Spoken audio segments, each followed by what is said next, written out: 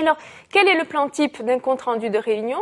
Eh bien, mon compte-rendu de réunion doit représenter donc 4 types d'informations. Donc d'abord, dans mon compte-rendu, donc sous le titre compte-rendu de réunion, il va falloir que j'indique le cadre et les circonstances de la réunion, c'est-à-dire qu'il me faut obligatoirement mettre la date, le thème de la réunion, les participants à la réunion, les destinataires du compte-rendu et l'ordre du jour. Alors tout cela, on l'avait déjà noté quand on avait préparé sa prise de notes. D'accord? Donc ça, c'est relativement rapide.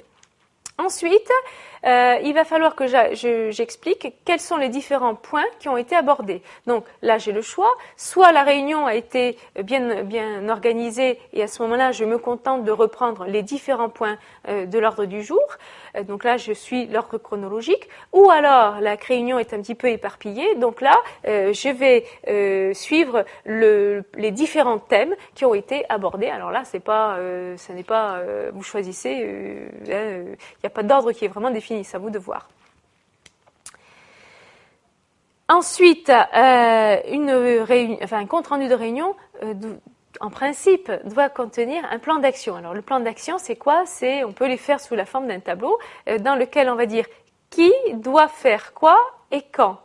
En principe, on réunit des personnes pour prendre une décision, d'accord, pour les informer, pour prendre une décision. Donc, il est normal qu'à la fin de votre compte-rendu, on résume ce qui a été décidé, quels sont les acteurs qui vont intervenir, et puis quels sont les délais qui seront imposés. Et il faudrait, mais on ne le fait pas toujours, il faudrait à la fin de votre compte-rendu que l'on précise la date, l'heure et le lieu de la prochaine réunion. Quand on fait des réunions de travail, donc les différents participants vont se réunir régulièrement. Donc il faut que qu'ils aient bien en vue les informations qui leur permettent de noter sur leur agenda et la date et l'heure, etc. Donc voilà. Donc dans mon compte rendu, je vais avoir donc en introduction le cadre et les circonstances donc de ma réunion. Donc ça, c'est la première partie. Ensuite, je vais avoir le contenu même de ma réunion. En conclusion, je vais avoir le plan d'action qui a été défini. Et puis, je vais avoir également donc la date de la prochaine réunion. Alors, nous avons vu surtout la méthodologie à suivre pour un compte-rendu de réunion. Maintenant, si vous devez faire un compte-rendu de visite, il va falloir suivre un autre plan. Bon, le plus souvent, comme je vous l'ai indiqué tout à l'heure, le compte-rendu de visite va se faire par le commercial pour garder une trace des échanges qu'il a eus avec un de ses clients. Donc, dans ce compte-rendu de visite, on va bien sûr rappeler le nom de l'interlocuteur. On va bien sûr rappeler la date et le lieu de la visite, le thème de la visite, et puis surtout les informations qui ont été échangées entre les deux parties, y compris tous les documents qui ont été fournis. Bon, c'est une règle de bon sens, donc on va résumer les échanges entre les deux parties. Et le commercial notera bien sûr notera le plan d'action que l'entreprise devra mettre en œuvre. C'est-à-dire, bien souvent, c'est envoyer des échantillons, ça peut être relancé dans 15 jours, ça peut être présenter une démonstration. Vous voyez, donc ce sont des consignes que le commercial note pour avancer le dossier avec le client. Donc c'est un petit peu la conclusion. Donc on retrouve finalement les mêmes éléments que dans le compte-rendu de réunion, sauf que c'est quand même bien plus court et bien plus simple. Bien plus simple. Il reste maintenant le compte-rendu d'événement. Alors celui-ci, en général, comme d'habitude, on reprend le cadre et les circonstances de l'événement. Ensuite, on va définir la chronologie de l'événement. Donc, on va raconter tout ce qu'on a vu dans l'ordre chronologique. On va informer des conséquences pour là où les personnes concernées. Donc, on va imaginer l'accident du travail. Donc, dans un premier temps, je vais définir le contexte, dans quel cadre, pourquoi la personne s'est déplacée, par exemple. Ensuite, on va expliquer qu'elle s'est déplacée parce qu'elle devait aller chercher un dossier à tel endroit, par exemple. Ensuite, on va dire dans un premier temps, elle est montée sur la chaise, puis elle est montée sur la table et elle a glissé et elle est tombée. D'accord? Et ensuite, quelles sont les conséquences? Eh ben, les conséquences, elle a une jambe cassée. D'accord? Donc ça, c'est l'exemple que l'on donne le plus souvent possible, enfin, le plus souvent, parce que c'est vrai que faire un compte rendu d'accident, c'est jamais très compliqué, mais bon, on n'a pas trop l'habitude. Donc, on dit ce qu'on a vu, et puis, bon, quelles sont les conséquences? La personne est en arrêt maladie, elle est à l'hôpital, voilà.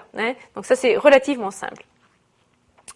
Et après, bien sûr, on va n'oubliez pas que le lecteur c'est pour cet événement, c'est quand même le chef d'entreprise, donc il va falloir lui expliquer quelles vont être les conséquences de l'événement donc sur l'entreprise. Voilà. Donc nous allons voir maintenant les derniers conseils de rédaction. Donc il faut toujours avoir en tête les 5 adjectifs suivants, c'est-à-dire objectivité, donc mon compte rendu de visite, de réunion, etc. est complètement objectif. Je ne dois pas interpréter les propos des participants. Donc je reste neutre, même si je suis complètement défavorable à une décision qui a été prise. Ça, c'est pas facile d'écrire quelque chose qu'on ne pense pas, mais enfin ça fait partie du jeu. Il faut bien sûr être très clair, concis, parce qu'on n'aime pas lire, et puis être pragmatique, donc il faut savoir qui doit faire quoi et quand. On respectera comme toujours les règles de communication écrite. Donc, je utilise des mots courts, des mots simples. Je préfère des mots qui sont riches de sens. Je rédige des phrases courtes. Souvenez-vous, on a dit que après 20 mots par phrase, le texte devient difficile. Donc, essayez d'être assez succinct. Donc, des phrases courtes. Là encore, on va utiliser un circuit de lecture rapide qui met toujours en valeur, dans un premier temps, l'ordre du jour, ensuite les différents titres qui ont été évoqués, et puis le plan d'action. Il faut que, si je suis pressée, j'ai l'essentiel des échanges qui se sont déroulés. Bien entendu, ce compte-rendu de réunion, je le garde pour garder une trace, n'empêche que il faut quand même qu'il soit relativement agréable à lire. Le lecteur ne veut pas avoir sous les yeux un gros pavé rédigé, il préfère quelque chose d'assez aéré, d'assez tonique. Voilà, alors ce qu'il faut voir maintenant, ce sont les nouvelles tendances. Je terminerai avec cela. Aujourd'hui, on constate que la prise de notes se fait de plus en plus souvent directement sur l'ordinateur. Alors, je ne vous l'ai pas dit tout à l'heure, mais il faudrait peut-être le préciser, l'animateur de la réunion ne peut pas prendre des notes lui-même. Pourquoi? Parce qu'il va être très occupé à distribuer la parole auprès de chacun des participants. Donc, c'est quelqu'un comme vous, par exemple, qui serait amené à rédiger ce compte-rendu. Et pour gagner du temps, eh bien, vous aurez peut-être tendance à utiliser votre ordinateur. Donc, vous ne prendrez pas vos notes sur du papier, vous le ferez sur votre ordinateur. Cela ne vous empêche pas de faire les grilles que je vous ai proposées. Au contraire, c'est même préférable. Donc, on prend ces notes sur l'ordinateur et ça permet de gagner du temps à plusieurs titres. Dans un premier temps, pour la relecture, vous savez, quand on prend ces notes à la main, on n'arrive pas toujours à se relire. On a écrit très vite, pas très soigneux, donc c'est pas toujours évident. Avec l'ordinateur, pas de souci, je peux me relire facilement. Deuxième avantage, je vais pouvoir rédiger directement mon compte-rendu à partir de ma prise de notes. Vous voyez, je vais faire du copier-coller, donc je vais aller un petit peu plus vite pour rédiger mon compte-rendu. Troisième intérêt, c'est que, alors il faut imaginer la scène, vous avez pris vos notes pendant la réunion se termine, vous relisez votre prise de notes directement sur votre ordinateur, et puis vous réajustez les phrases, vous corrigez les fautes d'orthographe, etc. Et puis surtout, ce qui est intéressant, c'est que les participants sont encore là, la réunion est terminée, mais les participants sont encore là, eh bien, on va oralement leur lire le compte-rendu de réunion. Vous voyez, c'est la prise de notes qui va servir de compte-rendu. Et donc l'intérêt, c'est que les participants sont là, donc ils vont dire, ils vont vérifier que tout ce qu'ils ont dit a été retranscrit, ou au contraire, ils vont proposer un approfondissement sur certains aspects, d'accord? Donc l'intérêt de prendre ces notes directement sur l'ordinateur, c'est qu'on va faire le compte rendu pendant la réunion ou à l'issue de la réunion. Les participants seront encore là et donc ils donneront leur point de vue sur la rédaction du compte rendu. Voilà. Et alors, ce qui est drôlement intéressant, c'est aussi pour la diffusion du compte-rendu, puisqu'il a été produit à l'issue de la réunion. Si on est équipé correctement, on va avoir une imprimante à proximité. Donc, avant même que les participants soient partis donc de la salle de réunion, je vais imprimer le compte-rendu et je vais le leur donner. Autrement dit, je peux aller très très vite dans la diffusion de la réunion, du compte-rendu. Alors, je vous avais dit tout à fait au début du cours que, en général, le top serait de faire ce compte-rendu, de diffuser ce compte-rendu sous 48 heures. Bon, l'expérience montre que c'est rarement le cas. N'empêche qu'avec ce système d'utilisation de prise de notes avec un ordinateur, la diffusion peut être vraiment bien plus rapide. Alors, la rédaction, autre caractéristique des nouvelles tendances. Aujourd'hui, on fait des choses très synthétiques. Je vous ai dit tout à l'heure, j'ai vu dans des structures des comptes rendus de réunion rédigés à l'intérieur même d'un cadre. Vous savez, les grilles dont nous avons parlé tout à l'heure, les grilles 1, 2 et 3, peuvent servir directement pour faire le compte-rendu de réunion. Donc là, le chef d'entreprise est finalement assez direct. Il préfère qu'on rédige le moins possible et qu'on mette en valeur l'essentiel. Donc c'est vrai que le tableau est relativement succinct et assez facile à exploiter. D'accord ? Donc quand on a des réunions qui sont régulières, par exemple des réunions hebdomadaires où il y a toujours les mêmes participants, etc., c'est vrai que diffuser un compte-rendu sous la forme d'un tableau, finalement, permet de gagner du temps. En tout cas, ce qui est sûr, c'est qu'aujourd'hui, on ne rédige plus de compte-rendu très long. On reste très succinct parce que nous n'avons pas le temps de lire. Voilà, et au niveau de la diffusion de ce compte-rendu, la plupart du temps, on va la faire directement sur le réseau intranet de l'entreprise. C'est-à-dire qu'on va envoyer un mail à chacun des participants pour leur dire que le compte-rendu est disponible sur le réseau et on va indiquer à quel endroit.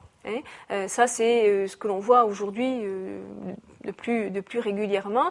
Sinon, le plus traditionnel, c'est j'imprime le compte rendu et puis je me déplace dans les bureaux pour le livrer. Mais bon, c'est pas toujours faisable et l'utilisation de l'intranet facilite justement cette décision. Alors, en conclusion, je voudrais insister sur le fait que la rédaction d'un compte-rendu n'est pas un exercice facile. C'est vraiment pas facile. Pourquoi c'est pas facile ? Quels sont les principaux obstacles ? C'est d'abord qu'elle prend du temps. Alors, il faut imaginer la situation. Quand vous allez assister à la réunion, donc imaginez les participants s'installent, l'animateur va préciser l'ordre du jour, et puis il va demander un volontaire pour faire le compte rendu. Et là, le cas est classique, tout le monde va baisser la tête et va espérer qu'ils ne vont pas être chargés donc de cette mission. Et pourquoi personne ne souhaite faire le compte rendu ? Parce que c'est un travail qui est long. Moi, il m'arrive parfois de mettre facilement 2 heures pour faire le compte-rendu, surtout si la réunion a été très longue, donc 2 heures de temps pour rédiger, puis après il faut le relire, après il faut le diffuser, donc c'est une charge de travail qui est importante. Ensuite, l'auteur craint toujours d'être jugé. C'est un document écrit, donc il faut faire attention à son orthographe, il faut faire attention à sa syntaxe, il faut faire attention à rester objectif, donc à rester neutre. Tout ça, c'est difficile, donc la plupart du temps, on préfère être débarrassé de ce genre de travail. Maintenant, ce qu'il faut voir du point de vue donc du chef d'entreprise, c'est qu'une réunion doit toujours se terminer par un compte-rendu. Et si on ne fait pas de compte-rendu, qu'en pensent les participants ? Eh bien, vous savez, ce qui est terrible pour un animateur de réunion, c'est de voir que au sortir de la salle, les participants se disent finalement on a perdu notre temps. Voyez, eh bien pour contrecarrer ce point de vue, on va faire un compte rendu dans lequel on va bien voir qu'il y a des thèmes précis qui ont été traités, que tout le monde a pu s'exprimer et qu'il y a des décisions qui ont été prises. D'accord ? Eh bien, ce compte rendu donne satisfaction aux participants parce qu'ils ont concrètement les échanges, donc les propos qui ont été tenus.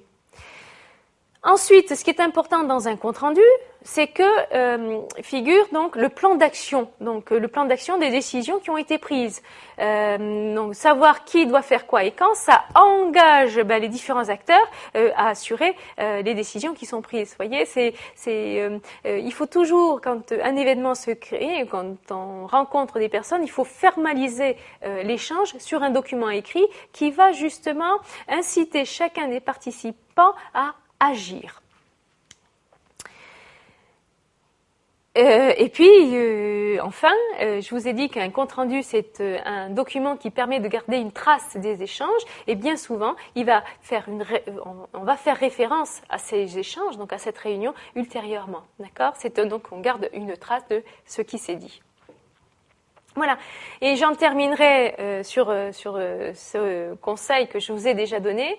Quand vous serez en entreprise, pendant vos stages, je vous recommande, avant même de rédiger votre propre compte-rendu, de lire les comptes-rendus qui ont été établis par vos collègues dans d'autres cadres. D'accord ? Imprégnez-vous des usages de l'entreprise pour essayer de produire quelque chose qui est conforme à la culture de l'entreprise.